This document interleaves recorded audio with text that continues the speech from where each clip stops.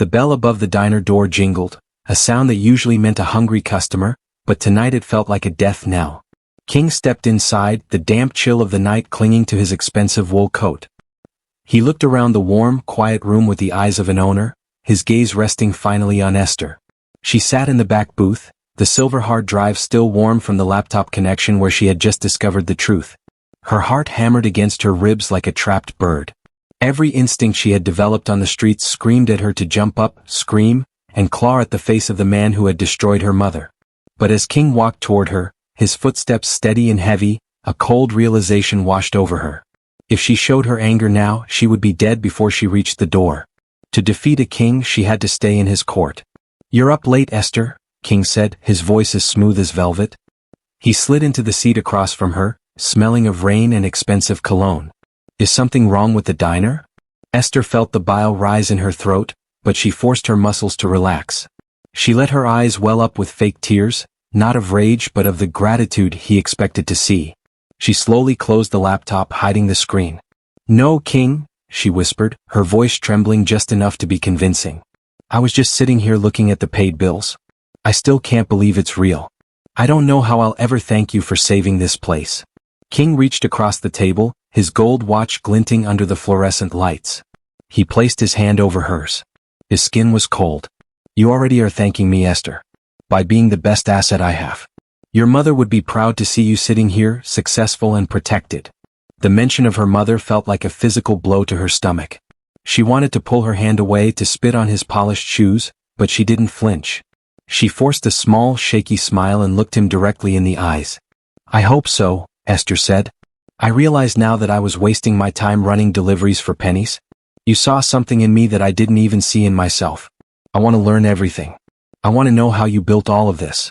King's expression didn't change, but Esther saw a spark of pride in his dark eyes. He loved the idea of a student. He loved the idea that he had shaped her. "In time you will know it all," he promised. "Rest now. Tomorrow we have a city to run." He stood up and walked out, his silhouette disappearing into the black SUV waiting at the curb. Esther sat perfectly still until the taillights faded into the fog. The moment he was gone, the grateful look vanished from her face, replaced by a mask of cold, hard steel. She looked at the silver drive. She couldn't run. If she ran, she would just be another girl in a red jacket, easily caught and silenced. To get justice for her mother, she had to become his most trusted shadow. She had to learn his secrets, find his cracks, and wait for the perfect moment to pull the rug out from under his empire. King thought he had bought her soul, but he had actually just invited his own destruction to dinner. The game had changed and Esther was ready to play. Esther's new life didn't involve a red jacket or a heavy backpack anymore. Now she moved through the city in the back of tinted SUVs, wearing sharp blazers that hid the tension in her shoulders. As King's lead courier, she was no longer delivering noodles. She was delivering the lifeblood of his empire. She had keys to his private warehouses and codes to his digital vaults. To King she was the perfect tool. To Esther, every new piece of information was a brick she intended to pull from his foundation. While she navigated the city, she wasn't just looking at traffic patterns. She was mapping King's financial heart. Every time she delivered a briefcase or a flash drive, she memorized the faces of the bankers, the locations of the hidden shell companies, and the names on the offshore accounts. She realized that King's power didn't come from his guns, it came from his money. And money was something that could be diverted if you knew exactly where the pipes were leaking. Esther began a dangerous game she called the glitch. During her high-level runs, she started to intentionally make small, clumsy mistakes. She would accidentally leave a page of a contract behind at a drop-off, or misplace a small encrypted drive in a trash bin near a rival's territory. To King's men, she just looked like she was still adjusting to the pressure of the high-stakes world. They saw a girl who was trying her best but occasionally tripped over her own feet. "You're working too hard, Esther," King told her one evening as they sat in the velvet room. He was looking over a report about a delayed shipment. "Your focus is slipping. Don't make me regret giving you this much responsibility." Esther looked at him with wide, innocent eyes, tucking a loose strand of hair behind her ear. "I'm sorry, King. I just want everything to be perfect. The new routes are complicated and I'm still learning the digital protocols. I'll do better, I promise." King patted her hand, his touch sending a shiver of disgust down her spine. "See that you do. Precision is what keeps us alive." What King didn't know was that Esther's mistakes were perfectly calculated. The missing page she left at the bank wasn't an accident. It was a clue for a rival syndicate to find King's secret tax haven. The drive she lost contained a fragment of a shipping manifest that would lead the authorities to a warehouse he wasn't supposed to own. She was planting seeds of chaos across the city, tiny cracks in his armor that only she knew how to track. As she drove away from the Sterling Tower that night, Esther looked at the city lights. She felt like a Trojan horse. King had pulled her inside his walls, thinking he had won her heart with a paid-off debt. He had no idea that the girl in the expensive suit was secretly taking notes on every pillar holding up his roof. She was no longer just delivering his messages. She was rewriting them to ensure that when his empire finally fell, there would be no doubt who had pulled the first thread. Every accidental slip was a step closer to justice, and Esther was willing to play the part of the clumsy apprentice for as long as it took to burn the kingdom down. The neon lights of the city felt colder as Esther pulled her sleek car into a familiar, crumbling neighborhood. She wasn't here for a high-stakes delivery. She was looking for Jax, an old friend from her days on the moped. Jax was a brilliant hacker who lived in a basement apartment behind a laundromat, a person the rest of the world looked past because of his greasy hoodie and quiet voice. To King, Jax was just another invisible nobody. To Esther, he was the only person she could trust to help her tear the kingdom down. "I need you to build me a shadow," Esther whispered as she sat in Jax's cramped, screen-filled room. The air smelled of old coffee and cooling computer fans. Jax didn't look up from his monitors, his fingers flying across the keys. "You're working for the big man now, Esther. I saw you in that fancy car. Why risk it?" "Because the big man is a monster," Esther replied, her voice hard. She pulled out the silver hard drive and a second, hidden thumb drive. "I need a ghost drive. Something that mirrors every transaction I deliver. If I touch a file, I want a copy of it sent to a secure server that only we can access. I want to see every dollar he moves, every name he signs, and every soul he buys." Jax paused, his eyes reflecting the blue glow of the screens. He saw the fire in Esther's eyes and nodded slowly. "It's a suicide mission. But I never liked that guy anyway." Over the next week, they worked in total secrecy. While Esther played the part of the perfect courier by day, she spent her nights feeding Jax the data she intercepted. As the ghost drive began to fill with information, a terrifying picture started to emerge. It wasn't just about drugs or money laundering. King was moving massive amounts of capital into a project called the Sterling Hub. Esther's heart turned to ice as she zoomed in on the digital blueprints Jax uncovered. It wasn't just a corporate building, it was a massive complex that spanned 10 city blocks. At the very center of the map, marked for demolition, was her mother's diner. "He's not just taking the land," Jax whispered, pointing at the screen. "He's clearing the whole neighborhood. Every apartment building, every small shop, every park. He's going to bulldoze the entire district to build a private city for the ultra-rich. He didn't save your diner, Esther. He just bought it so he could be the one to knock it down." The betrayal cut deeper than she thought possible. King had looked her in the eye and promised her a legacy, while secretly planning to wipe her entire history off the map. He had turned her into his lead courier so she would be too busy to notice the wrecking balls moving into position. "Can you track the investors?" Esther asked, her voice trembling with a mix of fear and fury. "I can do more than that," Jax said, a grim smile appearing on his face. "I can see the countdown. He's planning to break ground in 30 days. You're running out of time, Esther." Esther stood up, looking at the map of her home. The neighborhood was full of families who had lived there for generations, people who had no idea their lives were about to be erased. King thought he had neutralized her with a velvet chair and a gold watch. He had no idea that the invisible girl and her invisible friend had just found the detonator to his greatest secret. The ghost in the machine was awake, and she was coming for his throne. The air in the velvet room felt thinner than usual. King sat behind his desk, the smoke from his cigar curling into the dim light like a sleeping snake. He didn't look angry. He looked disappointed, which Esther was learning was much more dangerous. He tossed a folder onto the table. Inside were grainy photos of a man meeting someone in a dark parking garage. "There is a leak, Esther," King said, his voice a low hum. "Someone is whispering to the authorities about the Sterling Hub project. I need you to find out who it is. Consider this your final test. Prove to me that your loyalty isn't just a paid debt." Esther took the folder, her heart sinking. Using her clearance, she tracked the man in the photos to a small apartment on the edge of the district. She expected to find a greedy traitor or a rival spy. Instead, when she broke into the apartment, she found a wall covered in news clippings about families being evicted and photos of her own mother's diner. The rat, was a young man named Marcus. He wasn't a criminal. He was an undercover investigator working with a small task force to stop King's illegal land seizures. He was trying to find justice for the people King had stepped on to build his empire, people exactly like Esther. "I know who you are," Marcus said, backing away as Esther stood in his kitchen, her hand resting on the small knife hidden in her blazer. "You're King's shadow. But I also know your mother was Joy. She didn't deserve what happened to her. I'm trying to make sure it doesn't happen to anyone else." Esther froze. The room seemed to spin. If she turned Marcus over to King, his death would be slow and certain. King would trust her completely and her cover would be safe. She could continue her slow sabotage from the inside. But if she helped Marcus, she was risking immediate execution. If King even suspected she was protecting a Fed, she wouldn't live to see the sunrise.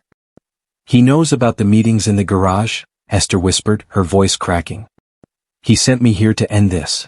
Marcus looked at her, his eyes filled with a terrifying kind of hope. "Then do it. Or help me. I have enough to start a case, but I need the internal codes for the construction permits. You have them, don't you?" Esther looked at the photo of her mother on Marcus's wall. She could hear King's voice in her head, reminding her that precision is what keeps us alive. She realized she was standing on a razor's edge. To stay loyal to her mission of vengeance, she had to act like a monster. But to stay loyal to her mother's memory, she had to protect the man trying to do the right thing. "Pack your things," Esther commanded, her voice turning cold and hard. "I'm going to tell King I found the rat and handled him. You have 1 hour to disappear. If I ever see you in this city again, I won't be the one saving you." She watched him scramble to leave, knowing she had just burned a hole in her own safety net. She went back to the Sterling Tower and told King the lie with a perfect, stony face. He patted her hand, praising her ruthless loyalty. Esther smiled back, but inside she felt the weight of the world. She had saved a life, but she had moved one step closer to the fire.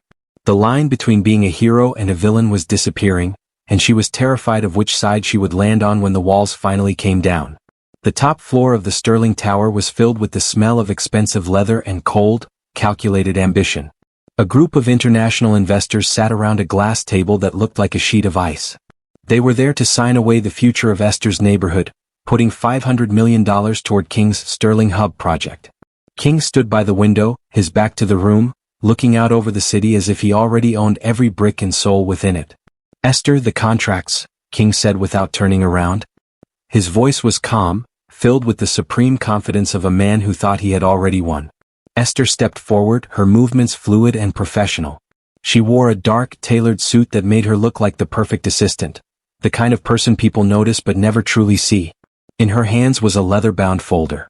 Inside were the papers that would seal the deal. But hidden beneath the top layer of original documents was the work of a long, sleepless night with Jax. Earlier that morning, she had used her high-level clearance to print a second set of contracts. They looked identical to the originals, right down to the watermark and the font.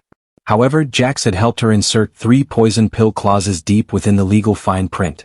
These clauses stated that if any construction began on 7th Street without a specific environmental audit, one that Esther knew would fail, all of King's tied assets would be frozen by the state's high court immediately.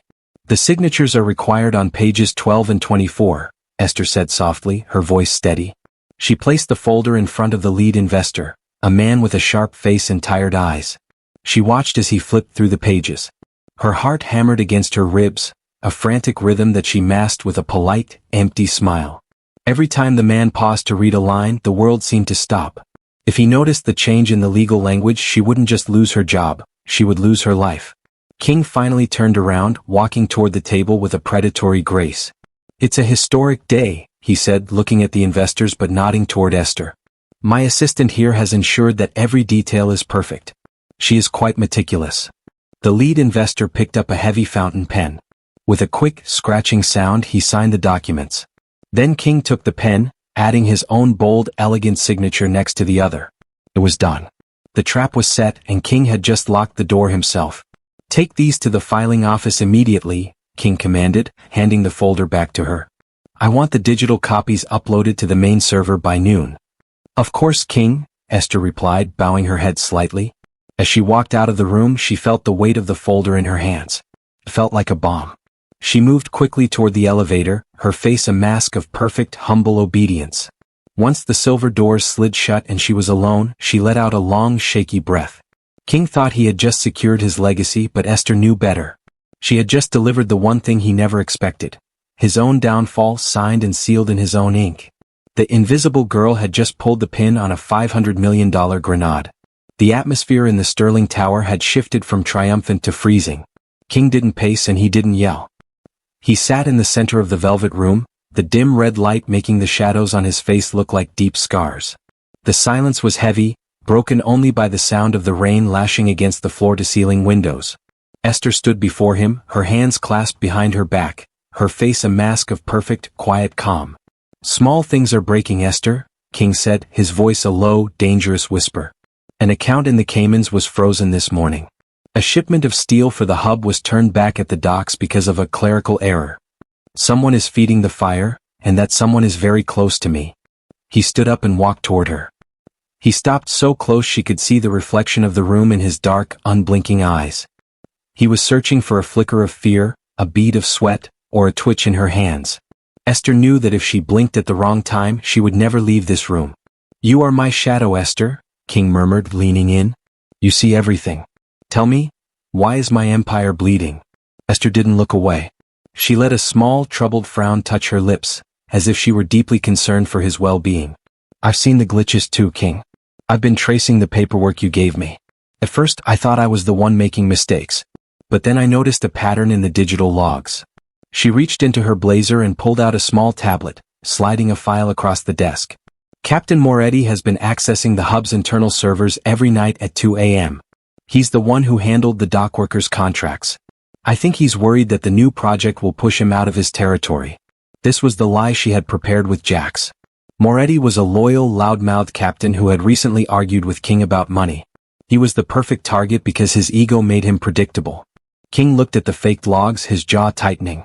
"Moretti? He hasn't the brains for this." "He doesn't need brains if he has a buyer," Esther said, her voice steady and convincing. "The Vipers have been looking for a way to stall the hub.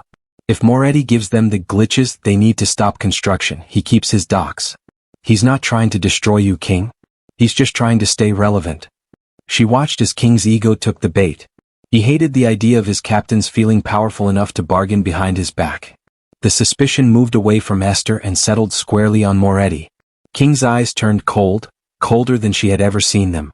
"I gave him everything," King hissed, turning his back on her to look at the city. "And he repays me with sabotage. What would you like me to do?" Esther asked, her voice a soft, helpful melody.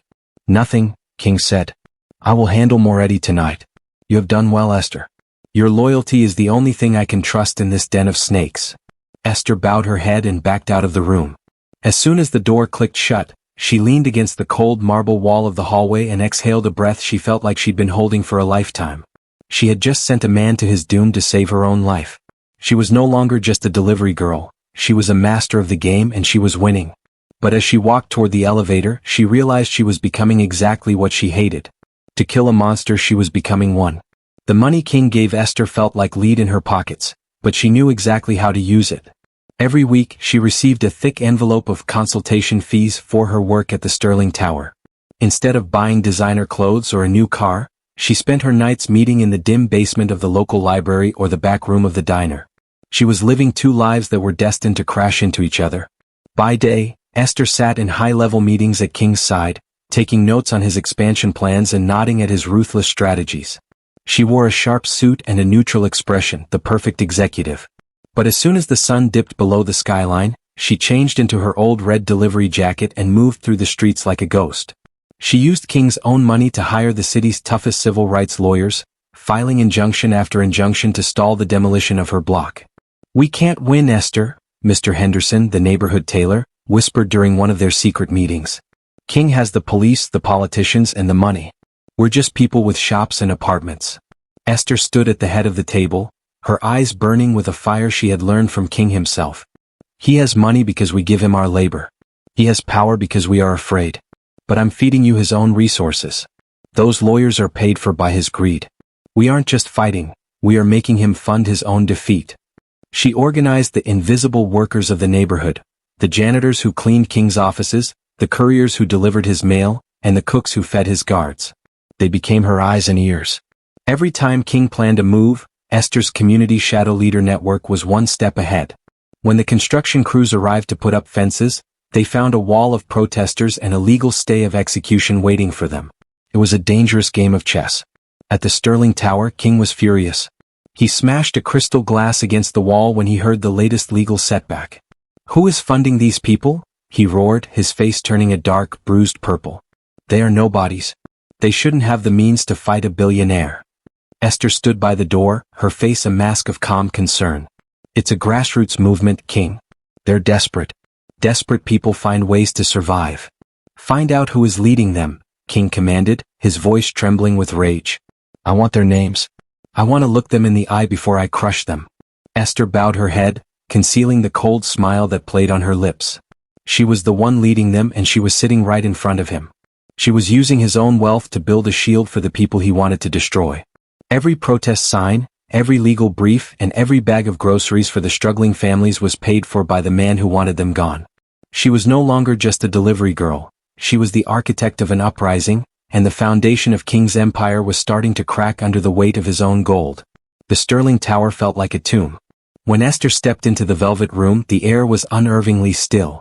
King wasn't sitting at his desk. He was standing by the window holding a small silver object in his hand. As Esther got closer, her heart stopped.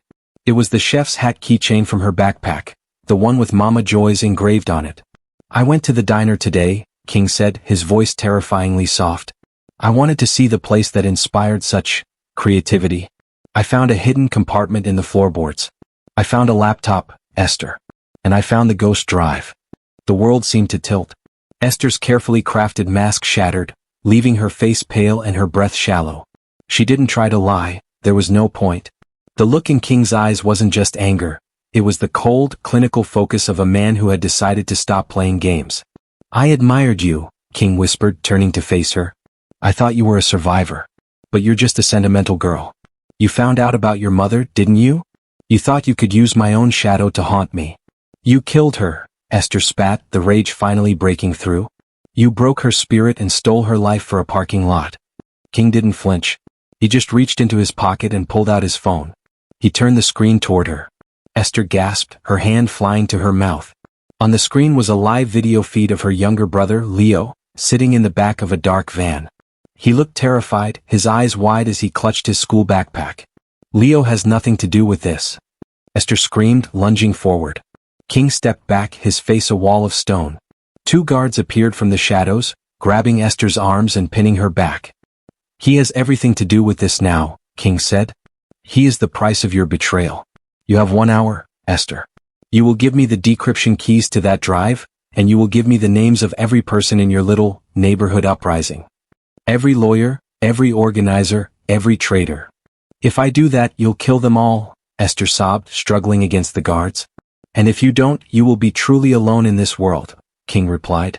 He checked his gold watch, the same watch she had admired on the night they met. "The clock is ticking, lead courier. You've spent weeks learning how to move through the city's veins. Now, let's see if you can move fast enough to save the only thing you have left." He turned his back on her, dismissing her as if she were a broken tool. The guards shoved her toward the door, throwing her out into the cold, silent hallway.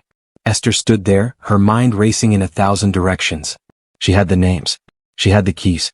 But she also knew that King never left witnesses. If she gave him what he wanted, Leo would still be in danger and her neighborhood would burn.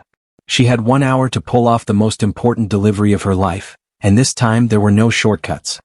The rain was falling in jagged sheets as Esther pulled up to the ruins of the old textile factory. This was where her journey had started, terrified, bleeding, and begging for a savior. But as she stepped out of the car, she didn't look like a victim. She stood tall, her red jacket glowing like a signal fire against the gray concrete. Inside the hollowed-out building, King stood near the edge of a high platform. His guards held Leo, who was pale and shivering. The heavy silence was broken only by the rhythmic dripping of water from the rusted ceiling. "The hour is up, Esther," King shouted, his voice echoing through the empty shell of the factory. "The keys and the names. Now." Esther held up a single, glowing thumb drive. "I have what you want, King. But you're wrong about one thing. You think I'm a sentimental girl.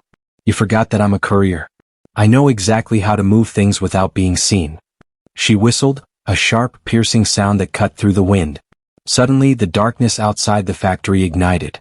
The roar of 50 moped engines thundered toward the building. From every alley and side street, delivery riders in bright jackets swarmed the perimeter.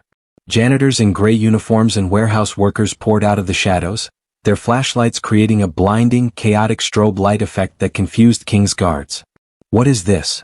King roared, squinting against the glare. "The people you ignored," Esther yelled back. "The Invisibles." In the confusion of the swarm, Esther didn't run away, she ran forward. While the guards were distracted by the sea of riders circling the factory, Esther climbed the side stairs. She reached the platform just as Jax, who had slipped in through a service vent, cut Leo's zip ties. Esther grabbed her brother, pulling him into a tight hug before pushing him toward the exit. "Go with Jax. Stay in the middle of the crowd," she commanded.